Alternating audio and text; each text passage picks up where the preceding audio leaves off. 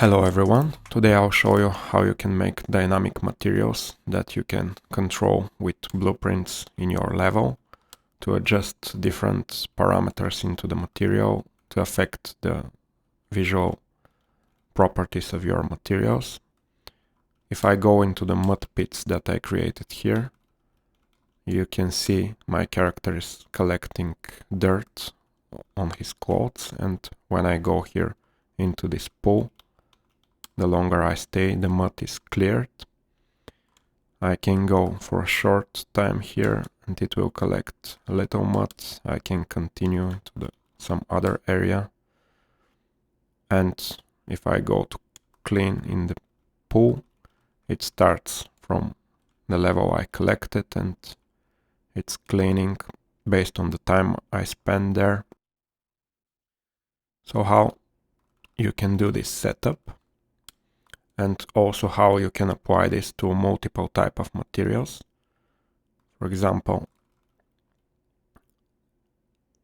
I can have different material for the skin or for the glasses, for example, because they need to be transparent. So I don't want all of my materials to be the same type, but I want to apply the same parameters to them, and this can be done with material parameter collections. So let's start, and I'll explain everything while doing this example. Let's go to the first step. So let's start with first showing you how you can use and why you should use the material parameter collection. So I'll create two materials,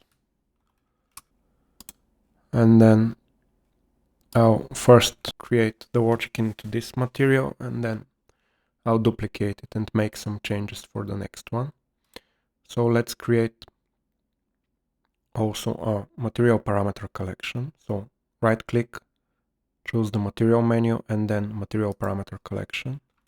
Call it material parameter collection tutorial, let's say. Now open the material parameter collection, and you will see that you have two types of parameters, scalar and vector parameters.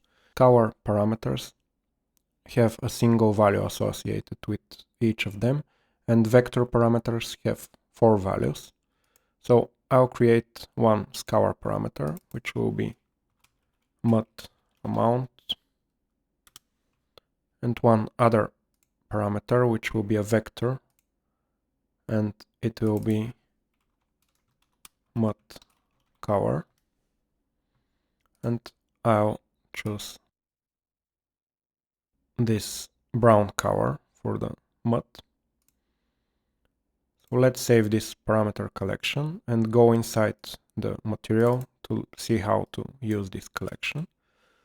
So first let's choose some basic color for the material. Let's hold the 4 key and click somewhere. This will create a vector with 4 values. So 3 of them will be the color and 1 will be the alpha channel. This is the same as if you make a texture and import it here. And the vector parameters into the material parameter collection have 4 values. So you need to match the same type of vector in order to make operations with both of the vectors together. So let's start, for example, with a green color.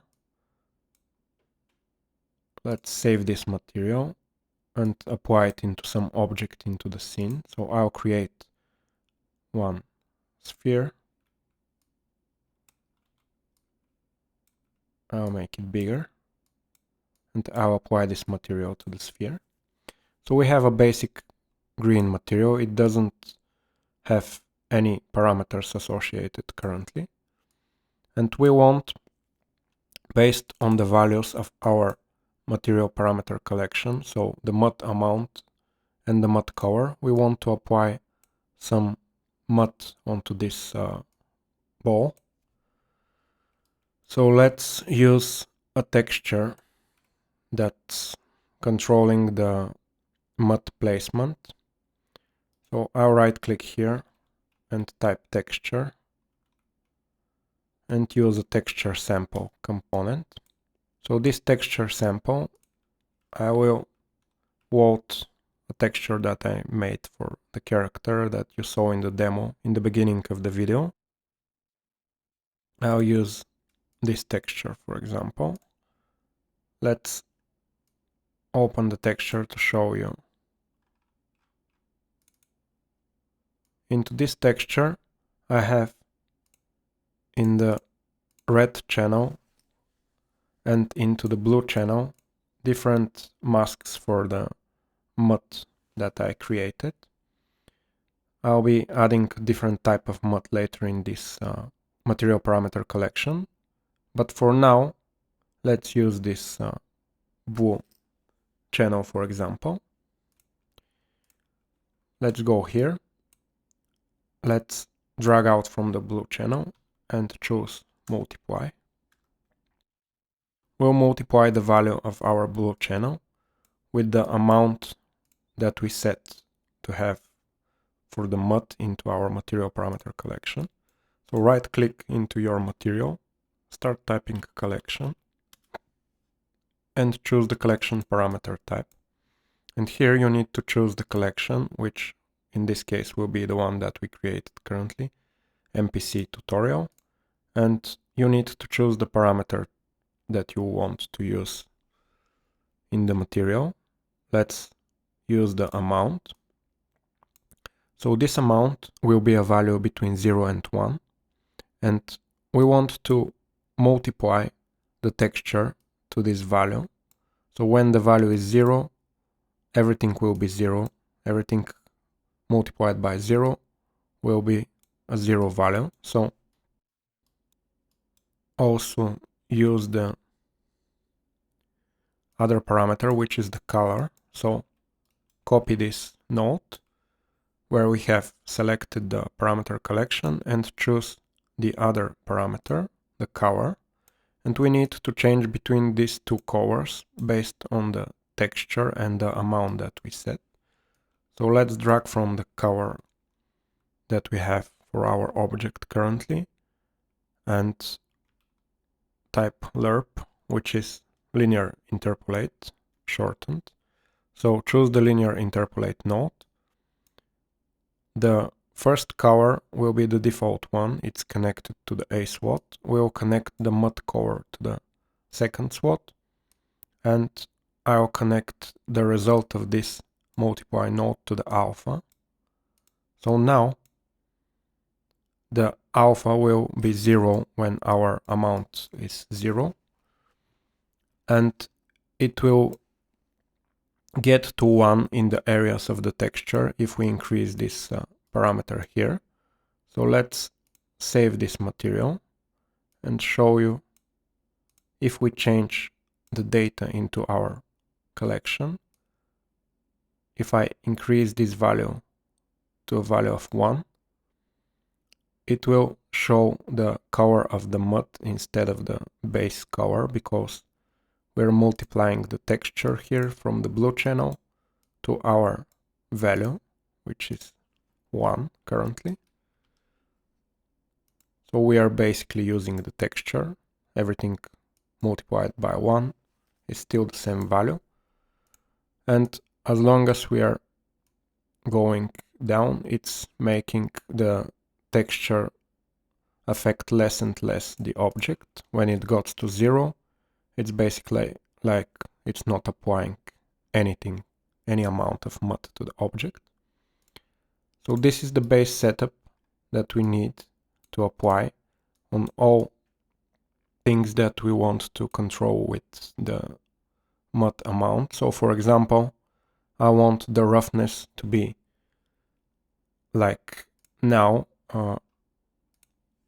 1 for the default value, but when I apply some mud on the parts of the object, I want the value to be, let's say, 0.5.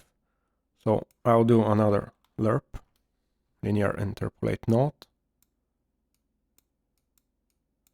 I'll use the same mask, and the values will change from 1 for the default green part of the object to the 0.5 for the mud on the object. So let's save this. If I change the amount, the parts where we have the mud applied will be more shiny than the parts that we have the green base color. Let's change the amount to 0 to be even more visible. So now you can see the reflection. So now let's add some more variation by adding a second parameter to this setup.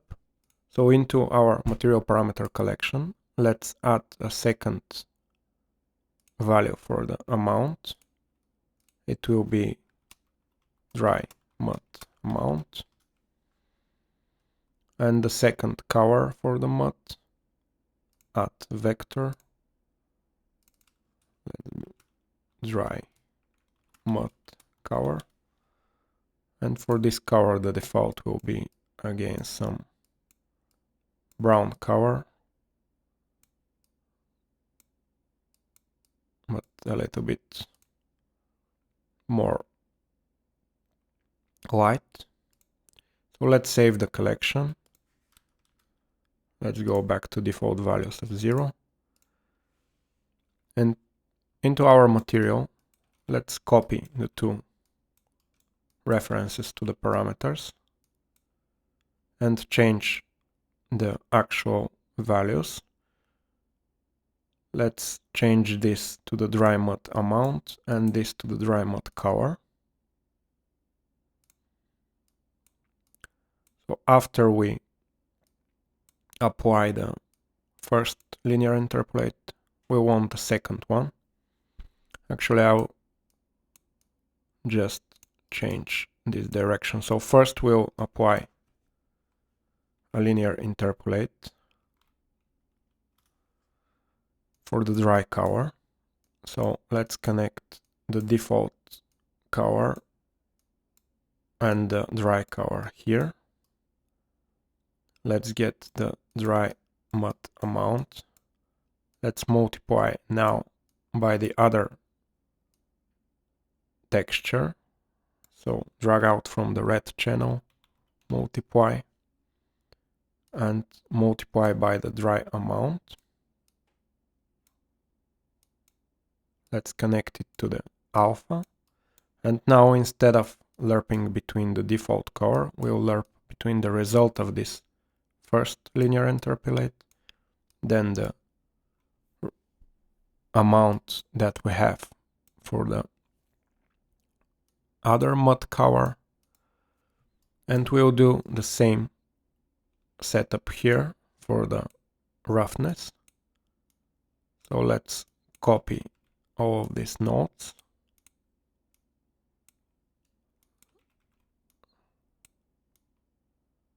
We'll start from a default roughness of 1.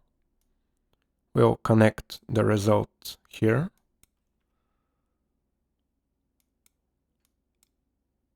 So start with the default roughness of 1, change to a roughness of 0.8,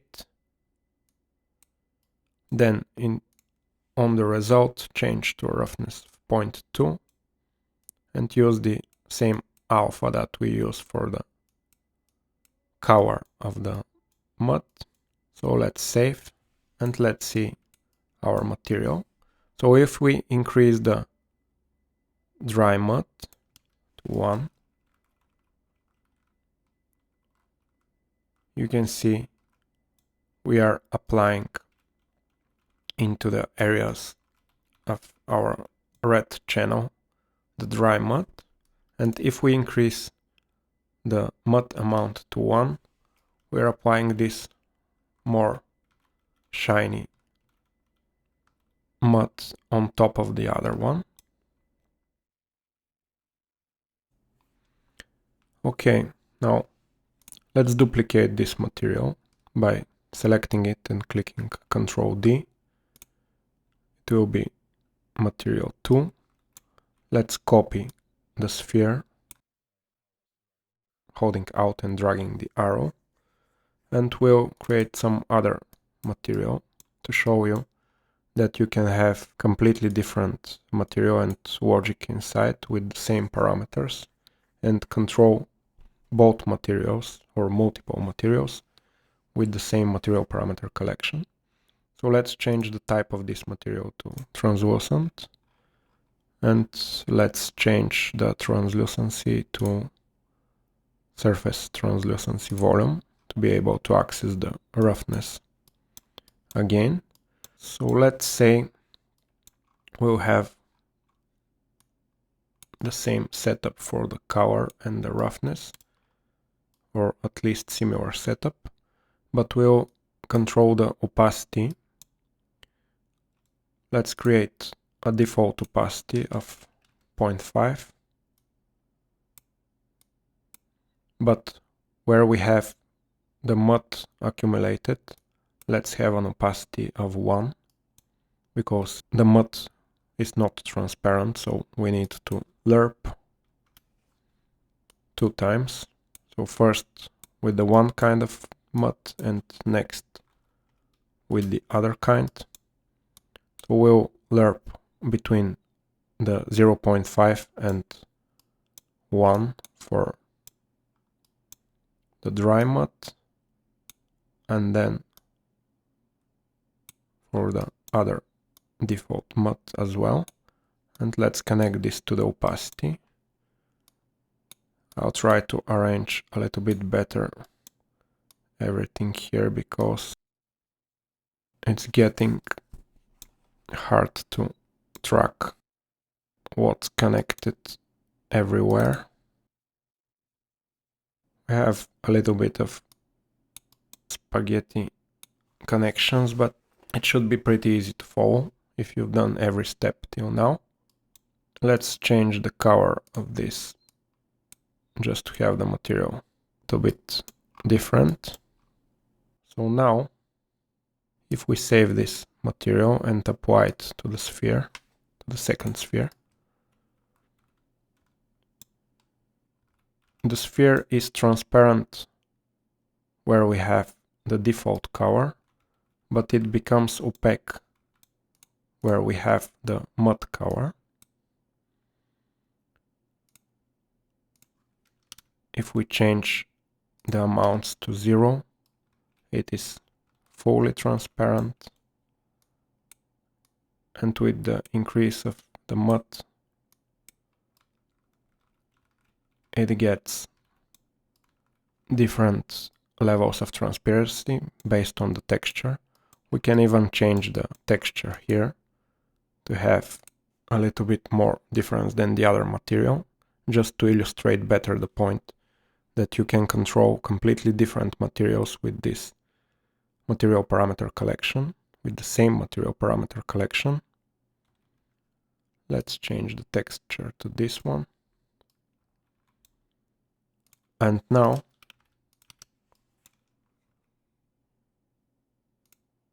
you have completely different materials being driven by the same parameter collection. And the best part is that it's very easily controllable by the blueprints in your game. Let's change these amounts. Let's start with the default of 0. Let's change the amounts based on some event. So let's get our character blueprint and create a keyboard event. By pressing the 0 key, for example, I'll show you how to control the material parameter collection in order to control your materials. So when you click the 0 key, let's write set material scalar parameter value. So set scalar parameter value. The collection will be the one that created MPC tutorial. The parameter name will be the mud amount, and the parameter value will be 1. Let's compile and save this.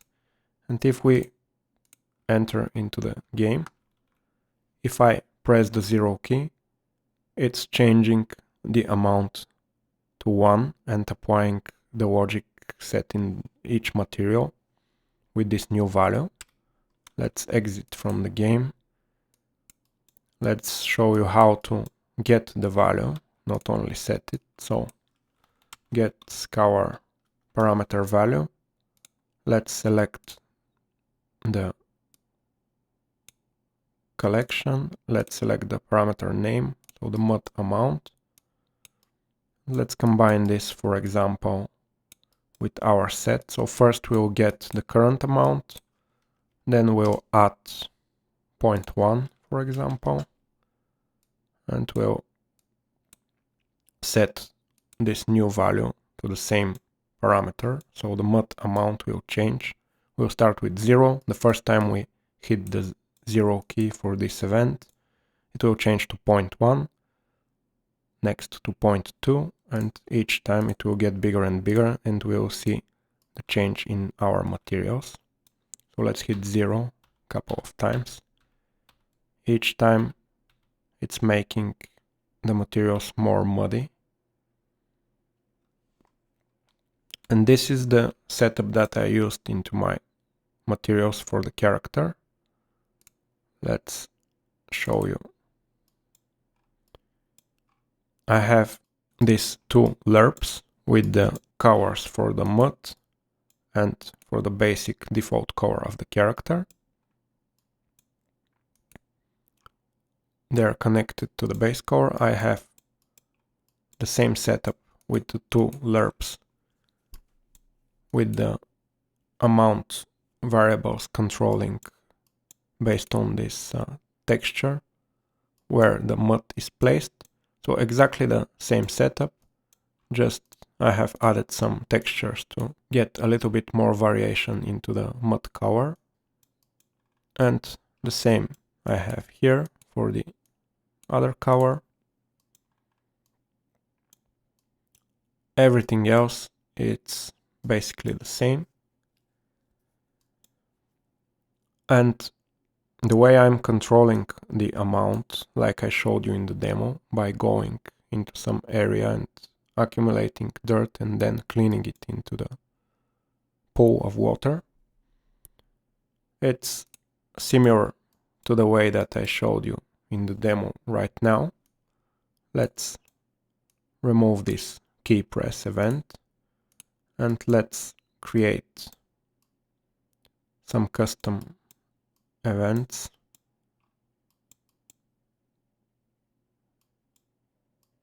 These are the events I have. I'll be deleting them and creating them to show you how I created this setup. So right click and try and type add custom event. And let's name this event start mud collection. Let me zoom in. Right click and add custom event. Name it stop mud collection. And make a third one, custom event, and then name it clean mud collection. So these three events will control the amount of mud on our character.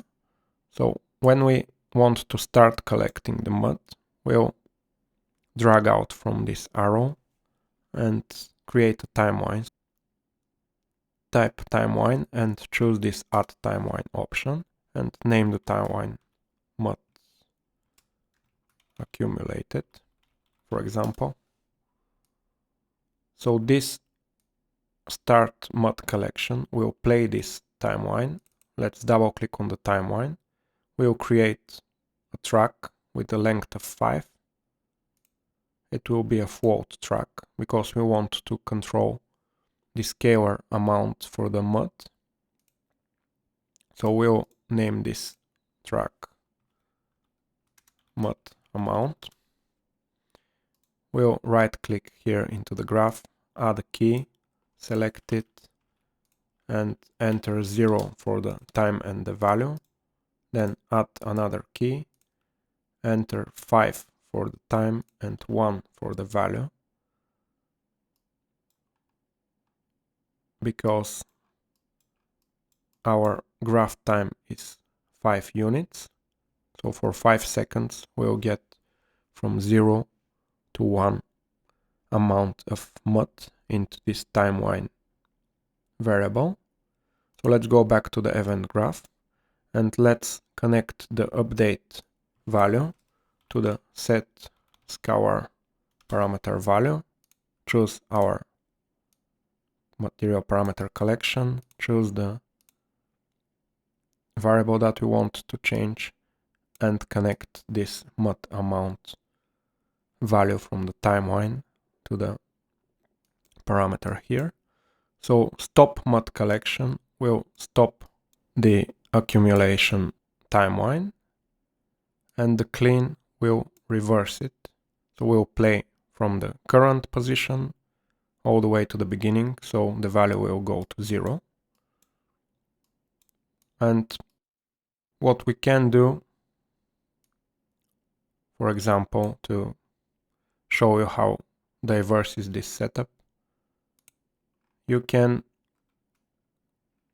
control drag this reference to your timeline. It's added to the components section of your variables when you add it to your event graph. So if you control drag it here, you can set the play rate, start typing set play rate, and let's say that when we clean our mud collection, we'll get the rate of 2, so it will be 2 times faster to clean the mud than to accumulate the mud from the pools with mud into our level.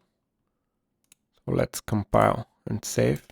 Let's change this play rate to 1. So when you start collecting the mud, you will play with the rate of 1, but when you start to cleaning the mud, you will play with the rate of 2, and it will be reverse order. So it will clean faster than accumulating, and the stop will always stop into the current position of the timeline.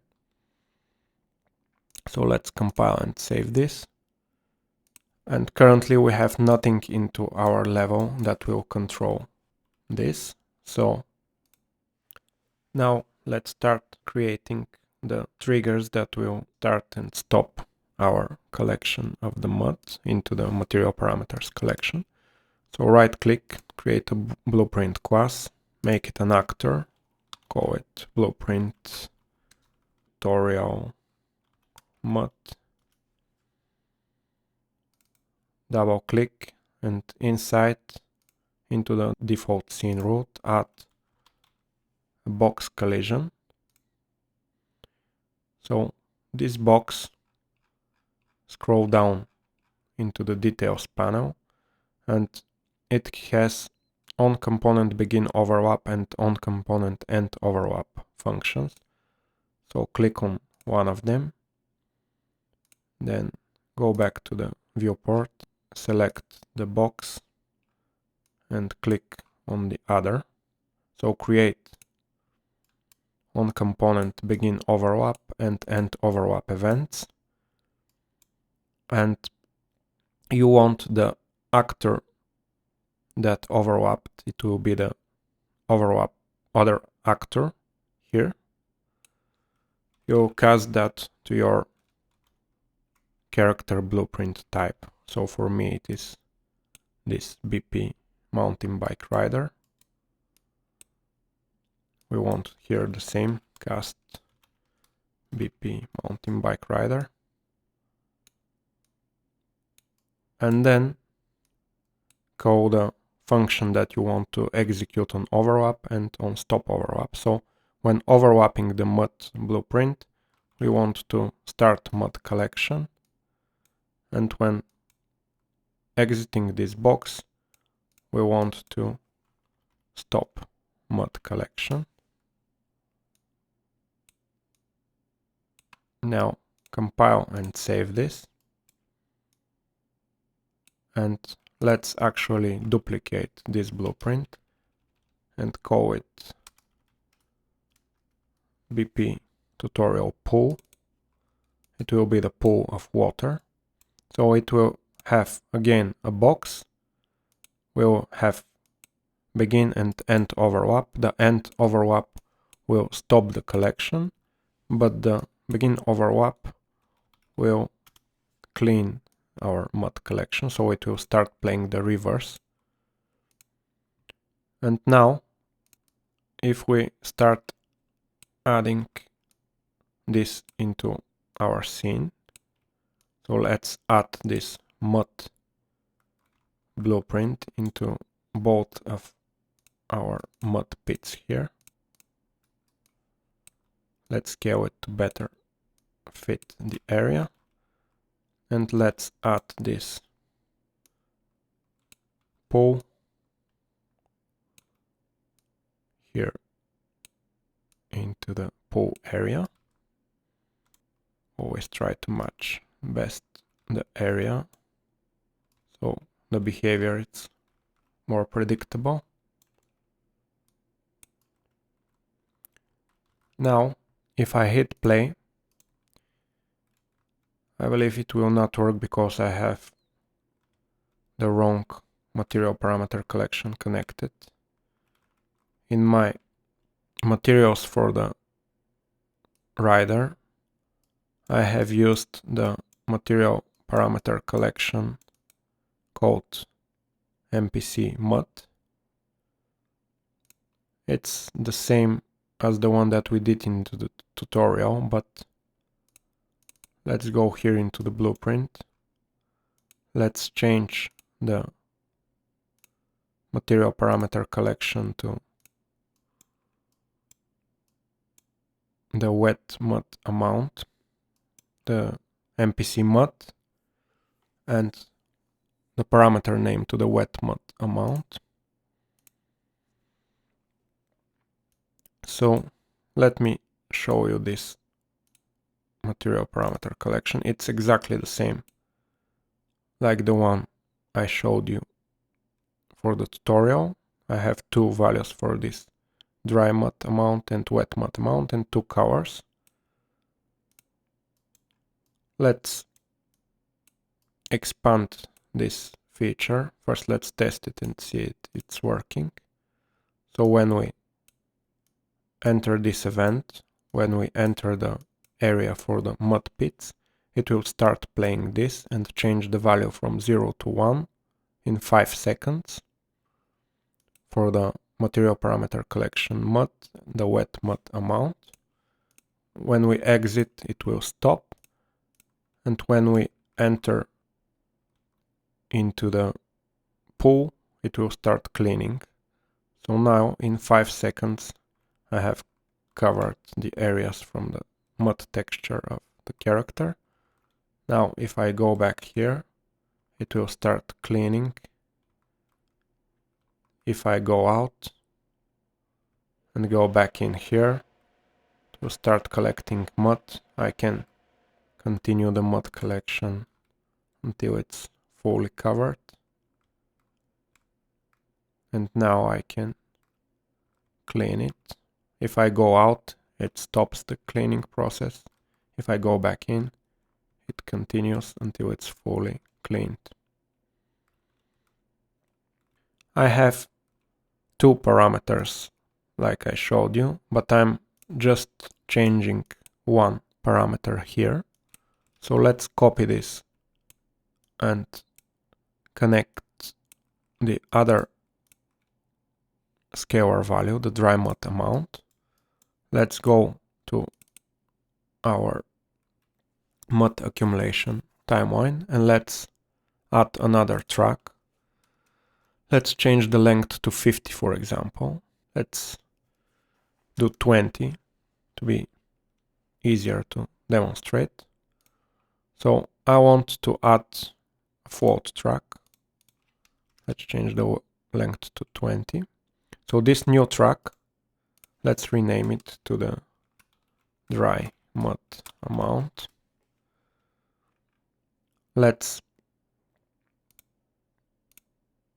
fit the full curve here.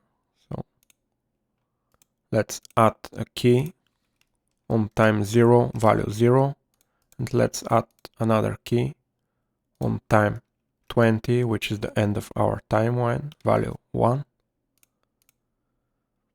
So now the dry mud is accumulating slower than the wet mud. So we have different amounts of time to collect each type of mud, which have different texture. This will give us variation in the amount that we're applying to our character. So connect this new dry mud amount value to the dry mud amount in the parameter collection. Compile and save. And now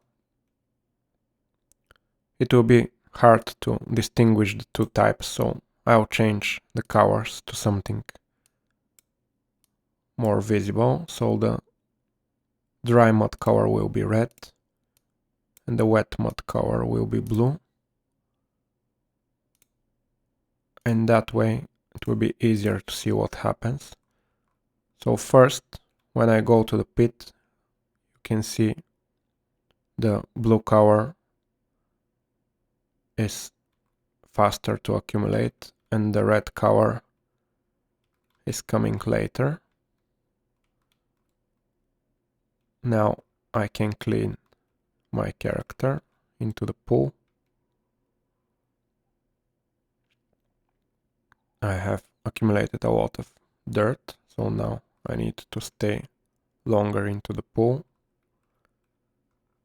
If I go out, I now don't have so much of the red accumulated. Now even the green is fading already, the blue, sorry.